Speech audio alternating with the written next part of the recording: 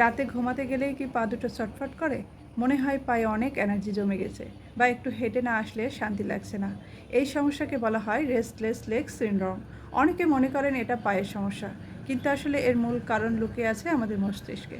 রাতের বেলায় আমাদের ব্রেনে ডোপামিন নামের একটি হরমোন কমে যায়, যা এই চটফটানি বাড়িয়ে দেয়।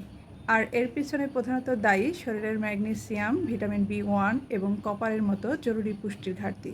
মজার ব্যাপার হলো, অতিরিক্ত মিষ্টি, ভাত, রুটি বা কার্বোহাইড্রেট জাতীয় খাবার খেলে শরীরে এই পুষ্টি উপাদানগুলো দ্রুত কমে যায় এবং সমস্যাটি আরও বাড়ে।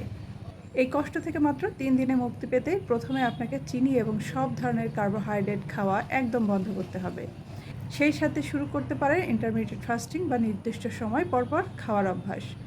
দ্বিতীয় দিন থেকে প্রতিদিন প্রায় 600 মিলিগ্রাম ম্যাগনেসিয়াম গ্লাইসিনেট এবং 50 মিলিগ্রাম প্রাকৃতিক ভিটামিন বি 1 খাওয়া শুরু করুন। এখানে প্রাকৃতিক ভিটামিন বি 1-এর চমৎকার উৎসগুলোর মধ্যে রয়েছে বিভিন্ন ধরনের বাদাম, বিশেষ করে পেস্তা ও আখরোট, এবং মাংস। এছাড়াও লিভার এবং মাছেও ভিটামিন বি 1-এর ভালো উৎস, যা আপনার স্নায়ু ও মাংসপেশিকে শান্ত করবে। আর তৃতীয় দিনে শরীরে কপারের ঘাটতি মেটাতে কলিজা, ঝিনুক অথবা চিনি ছাড়া ডার্ক চকলেট বা কোকো পাউডার ডায়েটে যুক্ত করুন। মাত্র 72 ঘন্টার মধ্যে এই নিয়মগুলো মেনে চললে আপনার পায়ের অস্বস্তি দূর হবে এবং আপনি শান্তিতে ঘুমাতে পারবেন।